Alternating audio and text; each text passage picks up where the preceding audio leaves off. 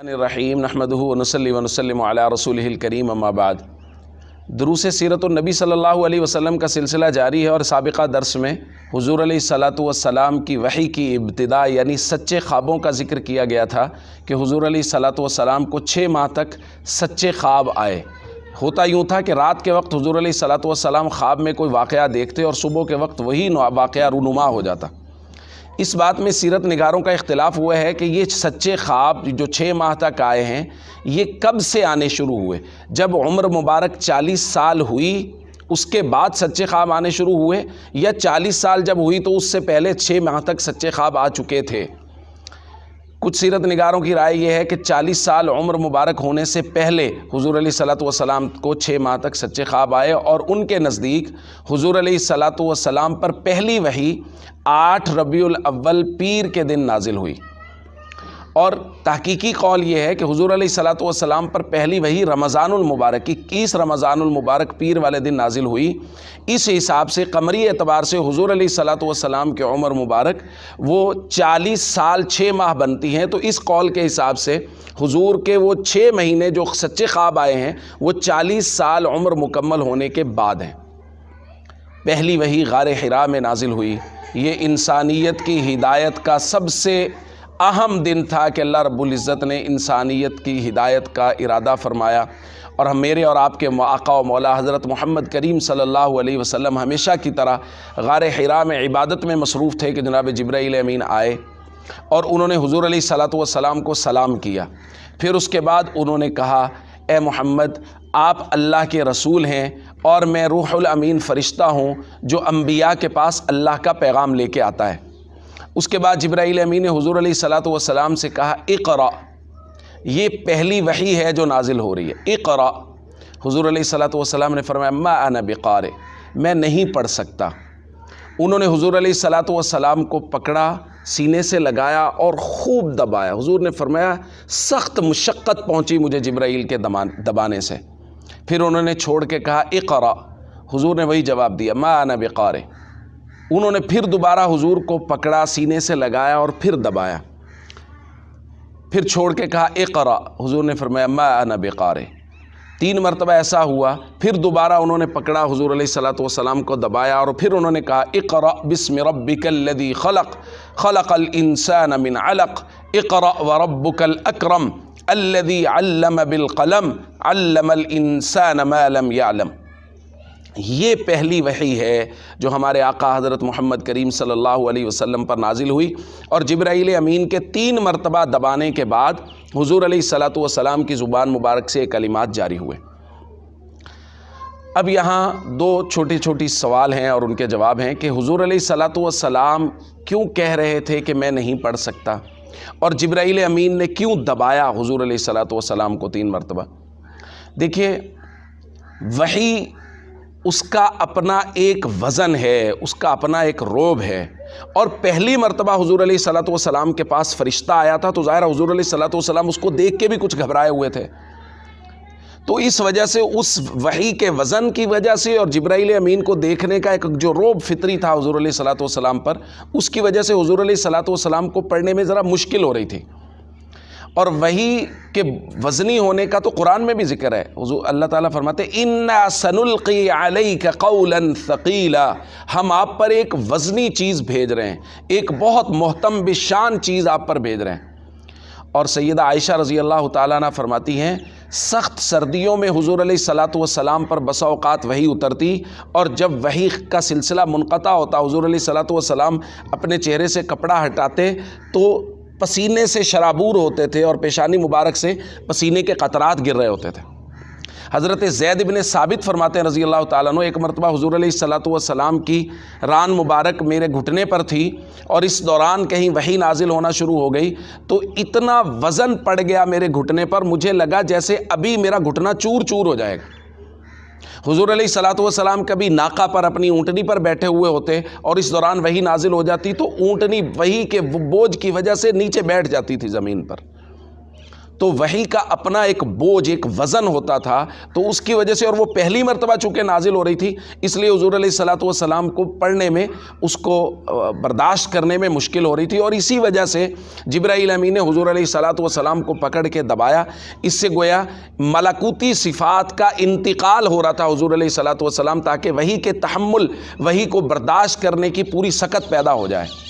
اس لیے حضور علیہ الصلوۃ والسلام کو بار بار دبایا گیا، اور حضور علیہ الصلوۃ والسلام نے اس کے نتیجے میں حضور علیہ الصلوۃ والسلام نے پھر وہ کلمات اپنی زبان مبارک سے ادا کی۔ لیکن چونکہ فرشتہ پہلی مرتبہ سامنے آیا، وحی پہلی مرتبہ اتری، جسم پر اس کا شدید بوجھ تھا، تو حضور علیہ الصلوۃ والسلام وہاں سے غار حرا سے نکلے اور گھر کی طرف روانہ ہوئے، تو راستے میں پھر آواز آئی، یا محمد۔ حضور علیہ الصلوۃ والسلام نے یوں اوپر دیکھا تو وہی فرشتہ انسانی شکل میں حضور علیہ الصلوۃ والسلام کے سامنے ہے، آسمان کے افق پر، اور اس نے کہا، آپ اللہ کے سچے رسول ہیں۔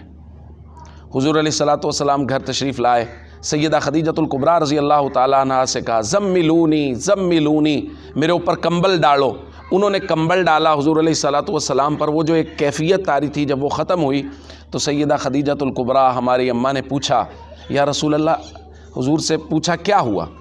حضور علیہ الصلوۃ والسلام نے پورا واقعہ بیان کیا، اور حضور نے کہا، یعنی اس وقت تک بھی حضور پر اتنا بوجھ تھا، اتنا وزن تھا، حضور نے کہا، مجھے لگتا ہے کہ میری جان ضائع ہو جائے گی۔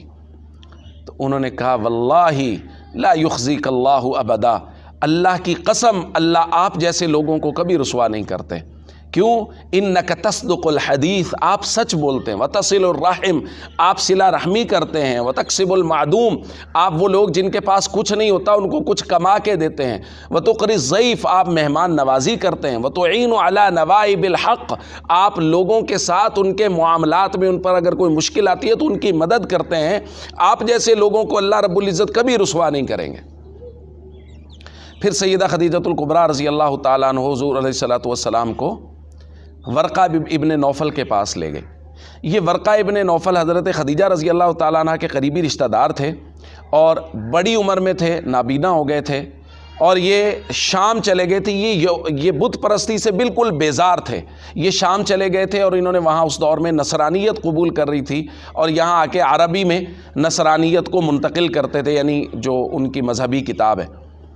تو ورقہ ابن نوفل کے پاس حضور علیہ الصلوۃ والسلام گئے، تو سیدہ خدیجۃ الکبریٰ نے ان سے کہا، اسمع من ابن اخیک، آپ پوچھئے محمد صلی اللہ علیہ وسلم سے یہ کیا کہتے ہیں۔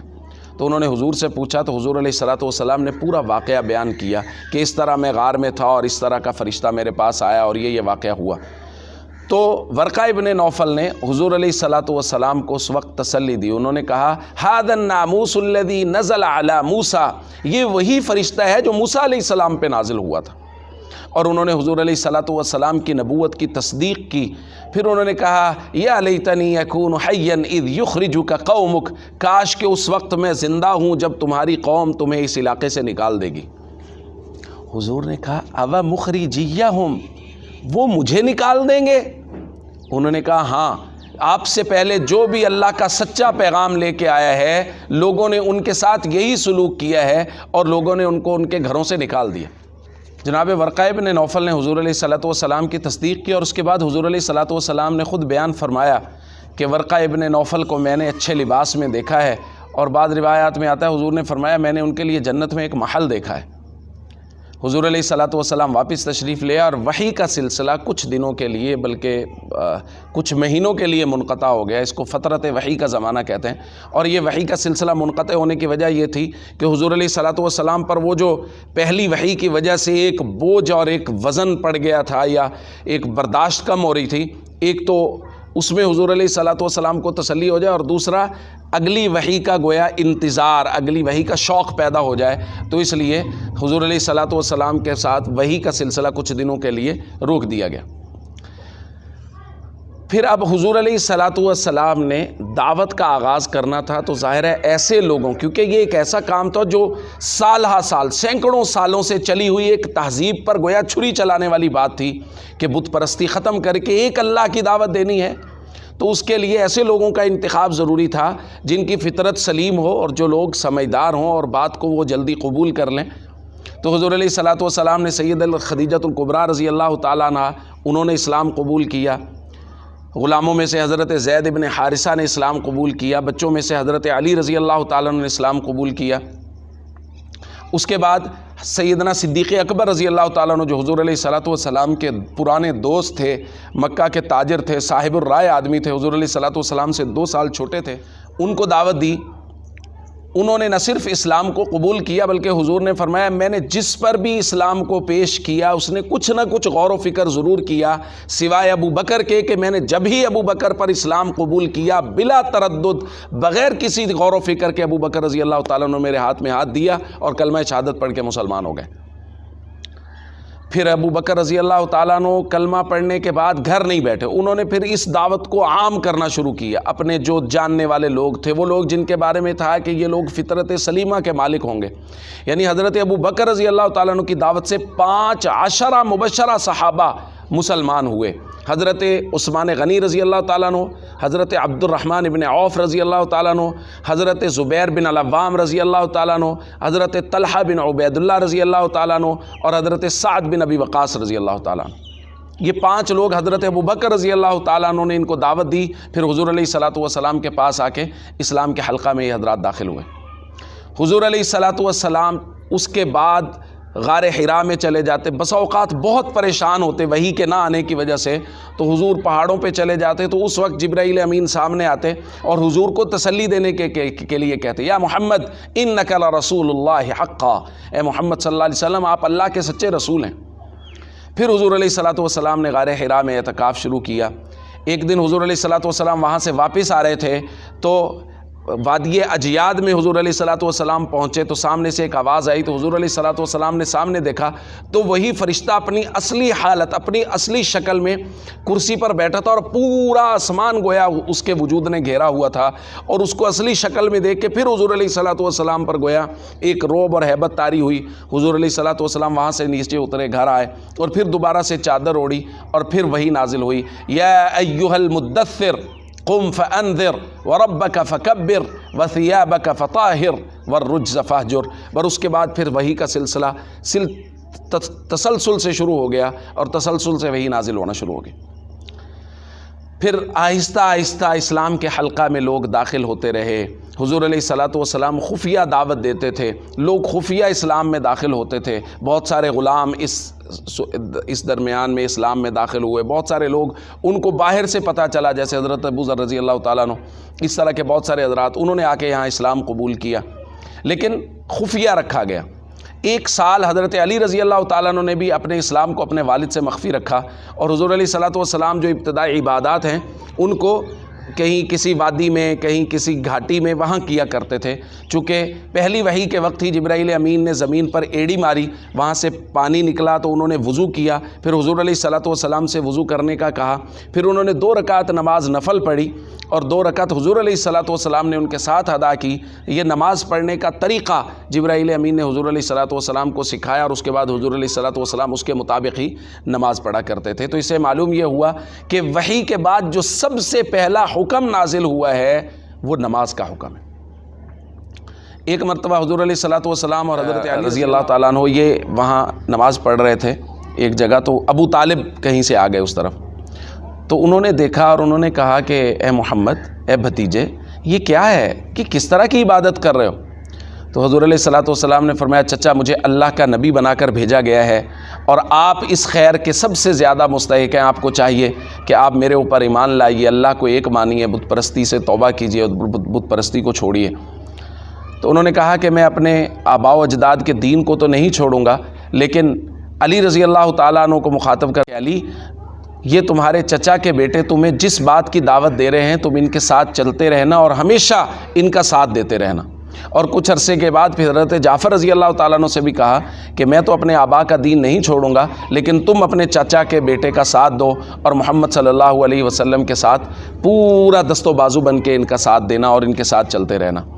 3 سال تک یہ خفیہ دعوت کا سلسلہ جاری رہا، اور اس درمیان حضور علیہ الصلوۃ والسلام نے اعلانیہ دعوت کا آغاز نہیں کیا، اور 3 سال کے بعد پھر آیات نازل ہوئیں تو اعلانیہ دعوت کا سلسلہ شروع ہوا۔ وہاں سے ہم اگلی قسط کو انشاءاللہ شروع کریں گے۔ وآخر دعوانا ان الحمدللہ رب العالمین۔